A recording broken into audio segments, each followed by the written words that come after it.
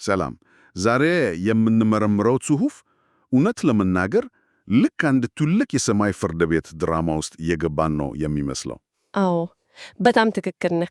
ዋናው ተከሳሽ የእግዚአብሔር ባህሪ ራሱ ነው።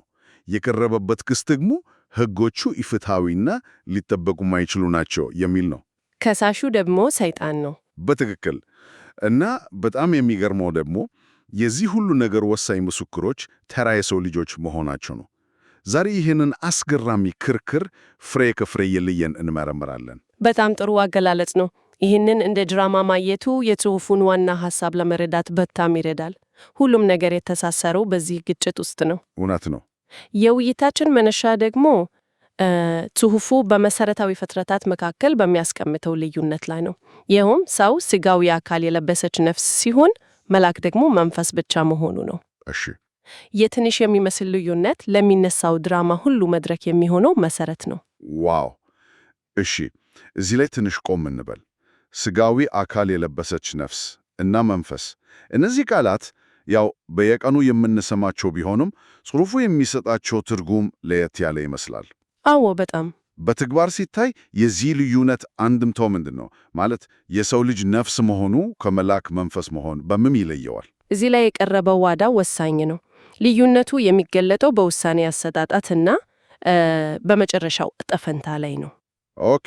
የሰው ልጅ ነጻ ፍቃድ የሚገኘው በነፍሱ ውስጥ ነው። የምንወደውን የምንጠላውን በነፍሳችን ነው። ሥጋዊ አካላችን የዚያ ነፍስ መግለጫ ወይም ማከናወኛ ነው። ገብቶኛል። የመላእክት ነጻ ፍቃድ ደግሞ በቀጥታ በመንፈሳቸው ውስጥ ነው። ለዚህም ነው ጽሑፉ ሲያስረዳ አንድ ሰው ሲጠፋ ነፍሱም አካሉም በእሳት ባህር ውስጥ እንደሚጣሉ የሚናገረው። ሁለቱም? አዎ፣ ሁለቱም። ለመላክ ግን መንፈሱ ብቻ ነው።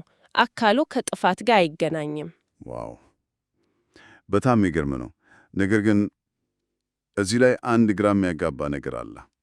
ጽሑፉ መላእክት መንፈስ ከሆኑና መንፈስ ደግሞ እንደምናውቀው ሥጋና አጥንት ከሌለው በአንዳንድ የታሪክ አጋጣሚዎች እንዴት ምግብ ሲበሉ፣ ሲታዩና ሲዳሰሱ ተገለጸ?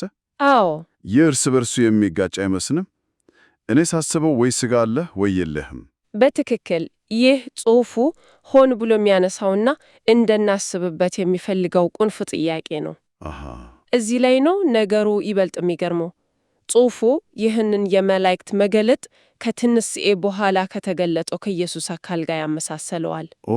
አስታውስ፣ ኢየሱስም በተዘጋ ክፍል ውስጥ በድንገት መታየት ችሏል። በተመሳሳይ ጊዜ ደግሞ ዓሣ በልቷል። ደቀ መዛሙርቱም ደሰውታል። እውነት ነው። ስለዚህ ጽሑፉ የሚያቀርበው ጥያቄ ይህ ነው። መላእክትስ እንደ ኢየሱስ ትንሣኤም አካል ያለ የእኛ መንፈሳዊ አካል የምንለው አይነት አካል ቀድሞውንም አላቸው ወይ? ዋው! መልሱን በቀጥታ አይሰጠንም። ነገር ግን ይህ ጥያቄ ስለ ፍጥረት ተፈጥሮ ያለንን መሠረታዊ ግንዛቤ ይፈታተነዋል። እሺ፣ የመላእክት አካል ጉዳይ እውነትም አእምሮን የሚፈታተን ነው። ነገር ግን ይህ የመንፈሳዊ አካል ጽንሰ ሐሳብ የሰው ልጆችንም ይመለከታል ብለሻል። አዎ፣ በቀጥታ ይመለከታል። ይህም በቀጥታ ወደ ትንሣኤ ርዕስ ይወስደናል። ጽሑፉ ትንሣኤን ሲገልጸው ከሞት መነሳት ብቻ ሳይሆን የሰው ልጅ ከሥጋዊ አካል ወደ መንፈሳዊ አካል የሚሸጋገርበት ሂደት እንደሆነ ያስቀምጣል። ይህንን ሽግግር በቀላሉ ብታስረጅኝ፣ ልክ እንደ ኮምፒውተር ከሆነ ከአሮጌ ሃርድዌር ወደ አዲስ እንደማሻሻል ነው። በጣም ጥሩ ምሳሌ ነው። ልክ እንደዛ ልናየው እንችላለን። ጽሑፉ እንደሚለው ሥጋዊ አካላችን ለስህተት፣ ለበሽታና ለኃጢአት ዝንባሌ የተጋለጠ ሃርድዌር ነው። አዎ። የነፍሳችን ሶፍትዌር የእግዚአብሔርን ፈቃድ በትክክል ለማስኬድ ቢፈልግ እንኳን ሃርድዌሩ ብዙ ጊዜ ይበላሻል። ልክ ነው። ትንሣኤ ማለት እንግዲህ ይህንን አሮጌ ሃርድዌር ሙሉ በሙሉ በአዲስ ፍጹም በሆነ መንፈሳዊ አካል መለወጥ ማለት ነው። ይህ አዲስ አካል ለመርገም ማለትም ከኃጢአት ለሚመነጨው ፍዳ ሆነ ለሥጋዊ ፍላጎት ፈጽሞ አይገዛም። ቆይ፣ እዚህ ላይ አንድ ጥያቄ ላንሳ። ጽሑፉ ይህ መንፈሳዊ አካልን የለበሰ ፍጡር ፈጽሞ ኃጢአት አይሰራም ይላል። አዎ፣ በማያሻማ ቋንቋ ነው የሚገልጸው። ይህ ማለት ነጻ ፍቃዱ ተወግዷል ማለት ነው። ምርጫ ከሌለ ነጻ ፍቃድ እንዴት ሊኖር ይችላል? ነገሩ ትንሽ እንደ ሮቦት መሆን አይመስልም? ይህ በጣም መሰረታዊ ጥያቄ ነው። ጽሑፉም ይህንን ያብራራል። ነጻ ፍቃዱ አይወገድም፣ ይልቁንም ፍጹም ይሆናል። ፍጹም ይሆናል? አዎ፣ ልዩነቱ ይሄ ነው። አሁን ባለንበት ሁኔታ ነጻ ፍቃዳችን በእውቀት ማነስ፣ በጥርጣሬና በስጋዊ ፍላጎት ተጽዕኖ ስር ነው። የምንወስነው ውሳኔ ሁሉ በእነዚህ ነገሮች የተበከለ ሊሆን ይችላል። እውነት ነው። በመንፈሳዊ አካል ውስጥ ግን ስለ እግዚአብሔር ፍቅርና ፍትህ ያለን ግንዛቤ ሙሉና ፍጹም ይሆናል። ጥርጣሬ ሙሉ በሙሉ ይወገዳል። ስለዚህ ምርጫው ይቀየራል ማለት ነው። በትክክል ፍቃዳችን ከእንግዲህ ክፉውን ልምረት ወይስ ደግን በሚል ጥያቄ አይታመስም። ይልቁንም በፍጹም እውቀትና ፍቅር ላይ ተመስርቶ ሁል ጊዜ ትክክለኛውን ነገር ይመርጣል። የነጻነት ትጉሱ ነው ከጥርጣሬ ነጻ መሆን። ገብቶኛል። ለጻድቃን ይሄ በጣም ተስፋ ሰጪ ነው። ነገር ግን ጽሑፉ ስለ ክፉ ነፍሳትም ያነሳል። አዎ፣ እነሱ ይህንን ፍጹም የሆነ መንፈሳዊ አካል እንደማያገኙ ይናገራል። ነገር ግን ለፍርድ ይነሱ ይላል። ታዲያ አሁን ያለው ሥጋዊ አካላቸው የእሳት ባህርን መቋቋም ካልቻለ እነሱ የሚነሱት በምን አይነት አካል ነው? ይሄ በጣም ጨለምተኛ ሐሳብ ነው። ለቅጣት ብቻ ተብሎ የተሰራ ሶስተኛ አይነት አካል አለ ማለት ነው። ጽሑፉ ይህንን ጥያቄ በማንሳት የፍትህና የቅጣትን ምንነት እንድንመረምር ይጋብዘናል። ቀጥተኛ መልስ ከመስጠት ይልቅ ያለውን ችግር ያሳየናል። ምንድን ነው ችግሩ? ከአፈር የተሰራው ሥጋዊ አካል በእሳት ውስጥ ሊጸና አይችልም፣ ወዲያውኑ ይጠፋዋል። ስለዚህ ለፍርድ የሚነሱት ክፉዎች እንደ ቅጣታቸው መጠን ፍርዱን ለመቀበል የሚያስችላቸውን እሳቱን ሊቋቋም የሚችል አካል ለብሰው መነሳት አለባቸው። ስለዚህ ጽሑፉ እነሱስ መንፈሳዊ አካል ሊለብሱ ይችላሉ ወይ ብሎ ቢጠይቅም ወዲያውኑ መንፈስ ቅዱስ ከሌላቸው ይህ እንዴት ሊሆን ይችላል በማለት ጥርጣሬውን ያስቀምጣል። ስለዚህ ጥያቄው መልስ አላገኘም። አዎ፣ ይህ ሳይመለስ የሚቀረው ጥያቄ የቅጣቱ ዓላማ ምን እንደሆነ እንድናስብ ያደርገናል። ማጥፋት ነው ወይስ ማስቀጣት? እሺ፣ እንግዲህ እነዚህ ሁሉ ስለ አካላት፣ ስለ ትንሣኤና ስለ ነጻ ፈቃድ ያነሳናቸው ነጥቦች ለብቻቸው ሲታዩ አስገራሚ ነገረ መለኮት ሐሳቦች ናቸው። በጣም። ነገር ግን ጽሑፉ ይህንን ሁሉ የሚያቀርበው እንደ አንድ ትልቅ ድራማ አካል አድርጎ ነው ብለሻል። ወደ መጀመሪያው የፍርድ ቤት ምሳሌያችን ስንመለስ እነዚህ ሁሉ ነገሮች እንዴት ነው ከዋናው ክስ ጋር የሚገናኙት? በትክክል እዚህ ላይ ነው ሁሉም ነገር ትርጉም የሚሰጠው። የሰይጣን ክስ ሁለት አበይት ነጥቦች አሉት። እሺ፣ አንደኛ የእግዚአብሔር ትእዛዛት ለፍጡራን ሊጠበቁ አይችሉም፣ በተፈጥሯቸው በጣም ከባዶች ናቸው።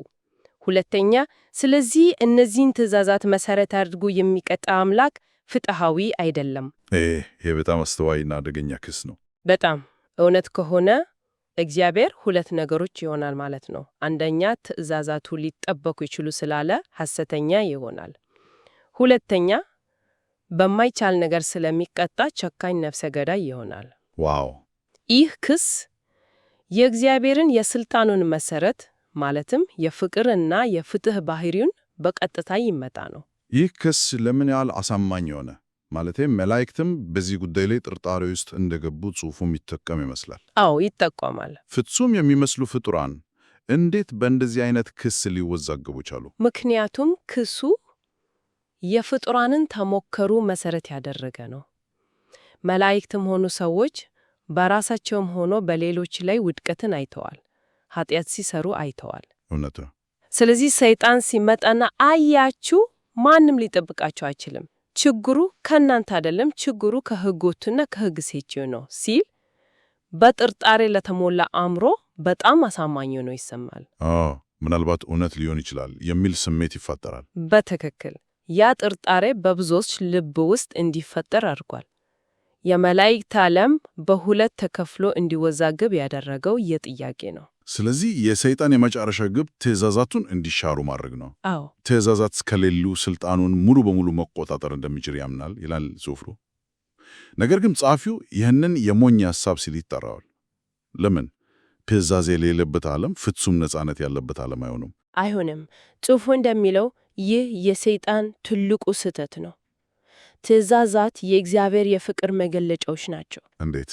ጠንካራው ደካማውን እንዳይጨቁን፣ ስርዓት እንዲኖር እና ፍጥረት ራሱን እንዳያጠፋ የሚከላከሉ አጥሮች ናቸው።